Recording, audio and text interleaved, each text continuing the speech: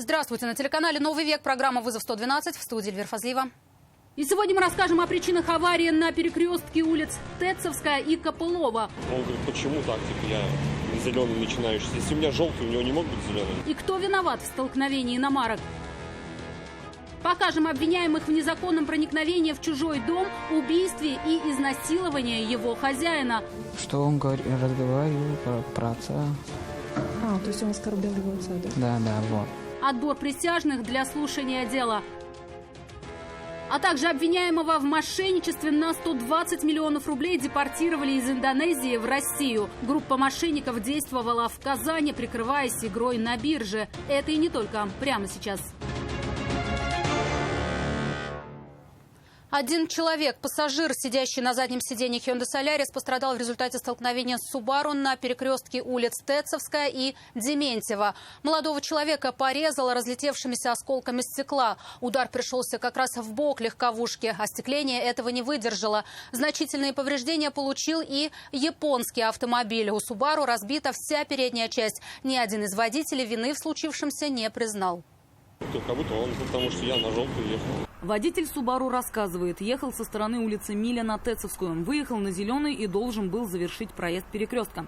Желтый загорелся, когда пересекал трамвайные пути. И тут перед капотом возникло неожиданное препятствие в виде Hyundai Solaris. Затор ехали, вот, и он летел. И я завершал маневр. Он начинал? Он или начинал, или просто в потоке шел. Ну, мне кажется, как будто шел в потоке и просто скорость большая была вообще. Я его даже вскользь столкнул, как бы. Ну, мне так показалось. Я его даже не заметил, это резко появился.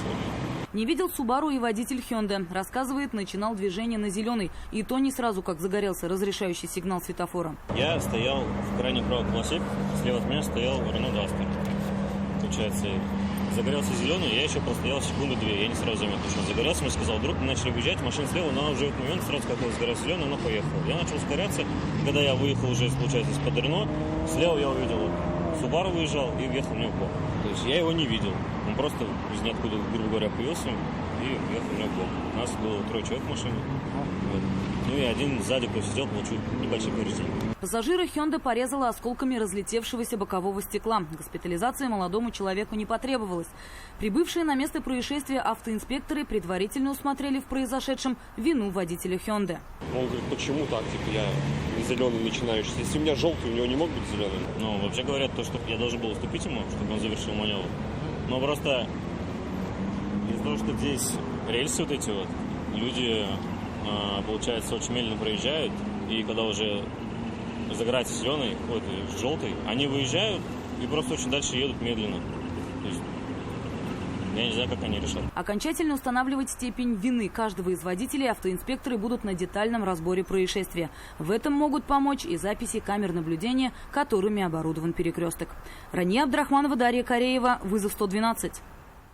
Приставы не дали пронести нож в здание суда. В Спасском районе 17-летняя девушка собралась пройти на процесс с холодным оружием. На скамье подсудимых был ее приятель. Объяснить правоохранителям, почему она пришла на заседание с ножом, не смогла.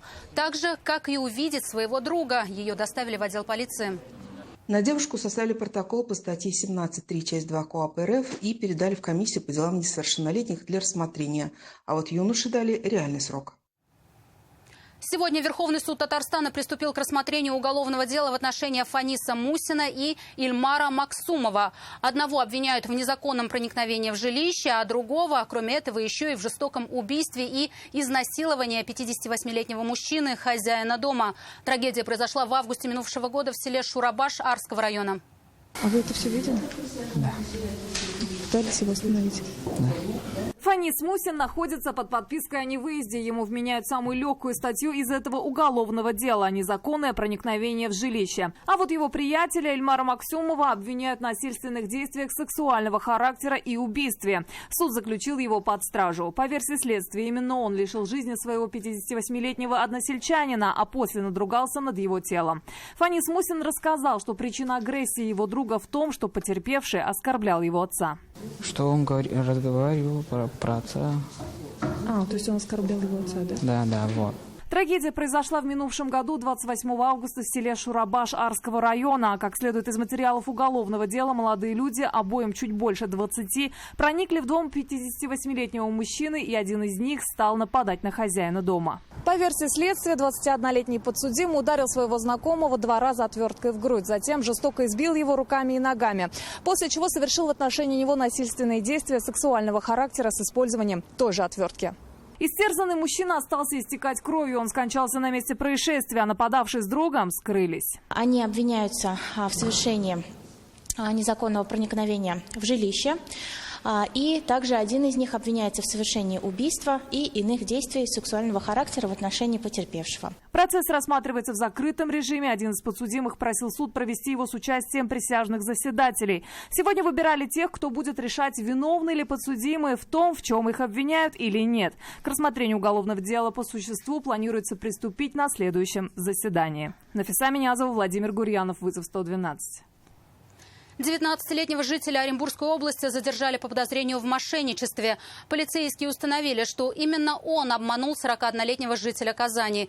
Потерпевший рассказал полицейским, что на известном сайте нашел объявление о продаже автозапчасти для своей иномарки, договорился с продавцом о доставке и перевел ему свыше 40 тысяч рублей. Но вместо желаемой посылки получил дешевые и старые детали. Оперативники вышли на след подозреваемого и вскоре его задержали. На допросе он рассказал, что схему обмана покупателей придумал сам и с самого начала не собирался им отправлять запчасти, которые они видели в выложенных им объявлениях.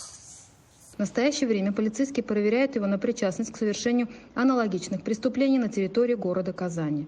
Расследование уголовного дела, возбужденного по признакам состава преступления, предусмотренного частью 2 статьи 159 Уголовного кодекса Российской Федерации «Кража», продолжается. Татарстанцы все чаще становятся жертвами мошенников. Полицейские продолжают проводить профилактические рейды, выходят на улицы, рассказывают о наиболее распространенных сейчас видах обмана и объясняют, как себя уберечь. Из Индонезии в Россию депортировали Павла Миронова. Его обвиняют в организации преступного сообщества мошенников. Криминальная организация действовала с 2017 года на протяжении 4,5 лет. Они зарегистрировали 3 фирмы и якобы предоставляли услуги по обучению финансовой грамотности. Но вместо этого, уверены следователи, они просто обманывали своих учеников, вытягивая из них деньги. Общая сумма ущерба превысила 120 миллионов рублей.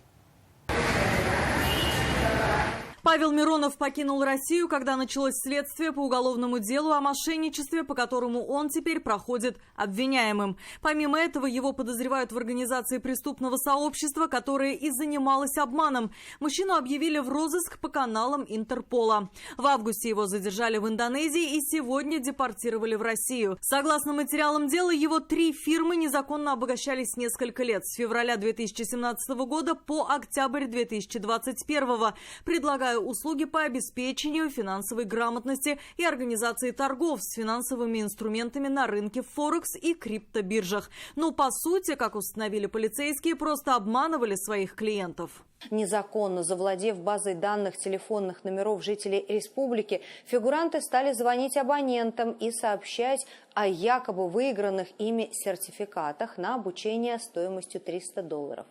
Во время первого визита в офис потенциального клиента злоумышленники определяли его состоятельность, получали информацию об отсутствии банковских задолженностей и крупных финансовых обременений. После того, как ученики втягивались в процесс, им предлагали самим играть на бирже и представляли необходимое программное обеспечение, котировки акций, золота и валют. Вложить требовалось не менее $5000. Организаторы уверяли, что вложения быстро окупятся и принесут хорошую прибыль. Тем, у кого таких денег не было, содействовали в получении кредита. В действительности программное обеспечение не имело выхода на биржевой рынок. К программе, которая лишь имитировала действия игроков, был привязан криптокошелек, управляемый обвиняемыми. Поступившие на кошелек средства, как установили стражи порядка, в конечном итоге уходили на счета обвиняемых. Общая сумма ущерба превысила 120 миллионов рублей. Алия Хайрудинова, вызов 112.